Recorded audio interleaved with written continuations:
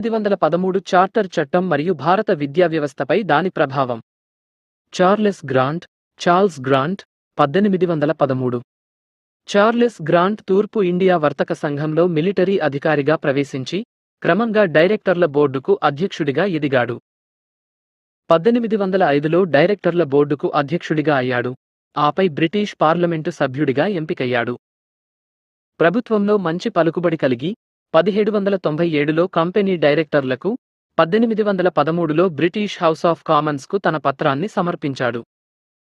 ఈ గ్రాంట్ పత్రం ప్రకారం భారతీయులు సాంఘికంగా, నైతికంగా, మతపరంగా అనాగరికులని పేర్కొన్నాడు.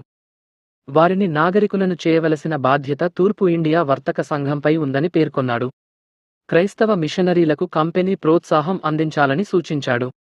ఈస్టిండియా కంపెనీ ప్రతిస్పందన: క్రైస్తవ మిషనరీల కార్యకలాపాలు కంపెనీ వ్యాపార ప్రయోజనాలకు ఇబ్బందికరంగా ఉంటాయని భావించింది. ప్రజల్లో కంపెనీపై వ్యతిరేకత పెరుగుతుందని భావించింది. ఇది 1857 భారత స్వతంత్ర పోరాటానికి ముందుమాటగా మారింది. 1813 చార్టర్ చట్టం, charter act of 1813. Charles grant సూచనల ప్రకారం బ్రిటిష్ పార్లమెంటు 1813 చార్టర్ చట్టాన్ని ఆమోదించింది. చార్టర్ అనగా ఒప్పందం అని అర్థం. విల్బర్ట్ ఫోర్స్ కూడా ఈ చట్టాన్ని రూపకల్పన చేయడంలో సహాయపడ్డాడు. చట్టంలోని ముఖ్యాంశాలు: 1. క్రైస్తవ మిషనరీలకు తమ మతాన్ని ప్రచారం చేసుకునేందుకు స్వేచ్ఛ ఇవ్వడం. 2. భారతదేశంలో విద్యాభివృద్ధి బాధ్యత కంపెనీపై ఉంచడం. 3. విద్య కోసం సంవత్సరానికి ₹1,00,000 నిధులు కేటాయించడం. 1813 చార్టర్ చట్టానికి ఏర్పడిన సమస్యలు: బోధన భాష ఏది అనేది స్పష్టంగా లేనందున ప్రాచ్య భాషలే బోధన భాషగా ఉండాలా, లేక ఇంగ్లీషేనా అనే చర్చ మొదలైంది. విద్య లక్ష్యం స్పష్టంగా లేకపోవడం: స్వదేశీ విద్య ప్రోత్సహించాలా, పాశ్చాత్య విద్య ప్రోత్సహించాలా అనే సందేహం ఏర్పడింది. విద్య బాధ్యత పూర్తిగా కంపెనీదా, లేక ప్రైవేట్ వ్యక్తులకా అనే వివాదం తలెత్తింది. మిషనరీలు స్వేచ్ఛగా విద్యాసంస్థలను ఏర్పాటు చేసుకోవచ్చా అనే ప్రశ్న తలెత్తింది. ఈ వివాదాన్ని ప్రాక్పశ్చిమ వివాదం, ఓరియంటల్ ఆక్సిడెంటల్ కంట్రోవర్సీ అని అంటారు. ప్రాక్పశ్చిమ వివాదం, ఓరియంటల్ ఆక్సిడెంటల్ కంట్రోవర్సీ. 1. ప్రాచ్యవాదం, ఓరియంటలిస్ట్ ఆర్గ్యుమెంట్స్. 1813కి ముందు ఈస్టిండియా కంపెనీ ప్రాచ్య విద్యా విధానానికి ప్రాధాన్యత ఇచ్చేది. ప్రాచ్య విద్యా సంస్థలు: కలకత్తా మదరసా, బెనారస్ సంస్కృత కళాశాల. ప్రాచ్యవాదాన్ని బలపరిచిన ప్రముఖులు: జాన్ టైట్లర్ ఈ వాదానికి నాయకత్వం వహించాడు. Warren Hastings, H T. Prinsep, Lord Minto, H. Wilson. Prinsep committee 1813. 1813లో విద్యకు కేటాయించిన ₹1,00,000 ఎలా ఖర్చు చేయాలనే అంశంపై కమిటీని ఏర్పాటు చేశారు. ఈ కమిటీలో మెజారిటీ సభ్యులు సంస్కృతం, అరబిక్, పర్షియన్ భాషల ద్వారా విద్యాభివృద్ధి జరగాలి అని వాదించారు. ప్రాచ్య భాషల్లో పాశ్చాత్య సాహిత్యాన్ని తర్జుమా చేసి పుస్తకాలుగా ముద్రించారు.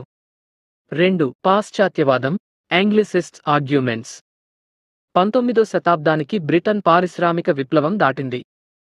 బ్రిటిషర్లు తమ భాష, సాహిత్యం, సంస్కృతే గొప్పవి అని భావించారు. పాశ్చాత్యవాదం సమర్థించినవారు: లార్డ్ మెకాలే ఈ వాదానికి నాయకుడు. రాజా రామమోహన్ రాయ్ భారతీయుల అజ్ఞానం తొలగించడానికి ఇంగ్లీషు విద్య అవసరం అని నమ్మాడు. ప్రాచ్య మరియు పాశ్చాత్యవాదాలలో సామాన్యత: అధోముఖ వడపోత సిద్ధాంతం, డౌన్వర్డ్ ఫిల్ట్రేషన్ థియరీ. పరిమిత వనరుల కారణంగా మొదటగా ఉన్నత వర్గాల వారికి విద్యను అందించాలి. ఈ విధానం ద్వారా వారు విద్యను దిగువ తరగతులకు విస్తరించగలరని భావించారు. జ్ఞానశాస్త్రాల చదువు ఇంగ్లీషు ద్వారానే జరగాలి అని 2 వర్గాల వారు ఏకీభవించారు. 1813 నుండి 1834 భారత విద్యలో ప్రజ్ఞావంతుల కాలం.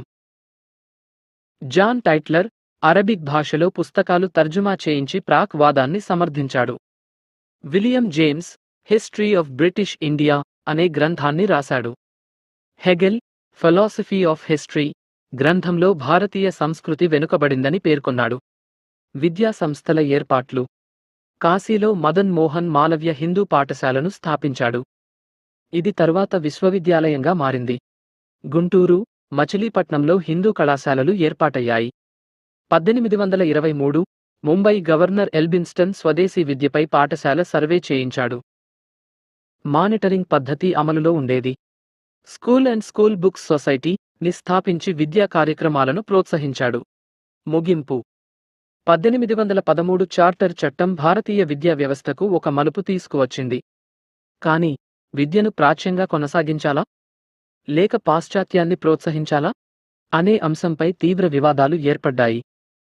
ప్రాక్పశ్చిమ వివాదం వల్ల భారత విద్యా వ్యవస్థలో భాషా విధానం, విద్యా లక్ష్యం, విద్య నిధుల ఖర్చు వంటి అనేక సమస్యలు తలెత్తాయి. 1813 నుండి 1834 వరకు భారత విద్యలో మార్పులకు ఇది బలమైన పునాది వేసింది.